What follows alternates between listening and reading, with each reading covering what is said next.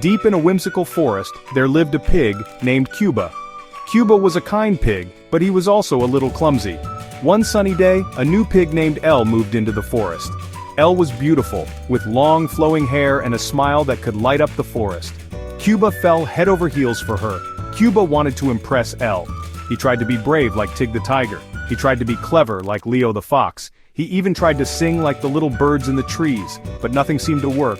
Elle just giggled at his silly antics. One day Cuba was feeling downhearted. He sat by the river watching the water flow by.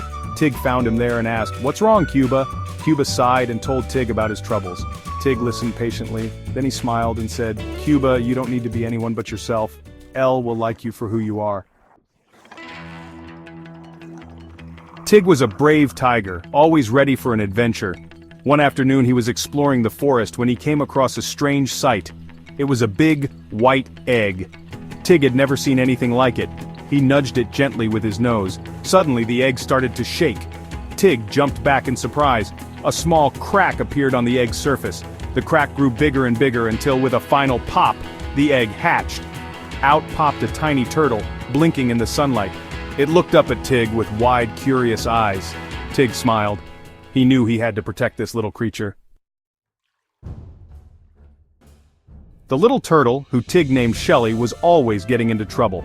One day Shelly was playing near the river when a sneaky snake slithered out from under a rock. The snake was about to snatch Shelly when Tig leaped in front of him, roaring fiercely.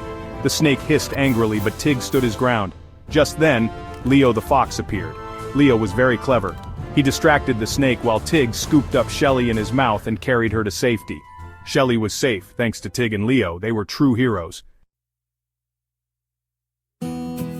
Cuba thought about what Tig had said. Maybe he was right. Maybe he should just be himself. So the next time he saw Elle, he walked up to her confidently and said, "Hello Elle, would you like to go for a walk with me?" Elle was surprised by Cuba's confidence. She smiled and said, "Sure Cuba, I'd love to." Cuba and Elle had a wonderful time walking and talking. Cuba learned that it was okay to be himself. And Elle learned that Cuba was a kind and funny pig, even if he was a little clumsy sometimes. From that day on, Cuba and Elle were the best of friends.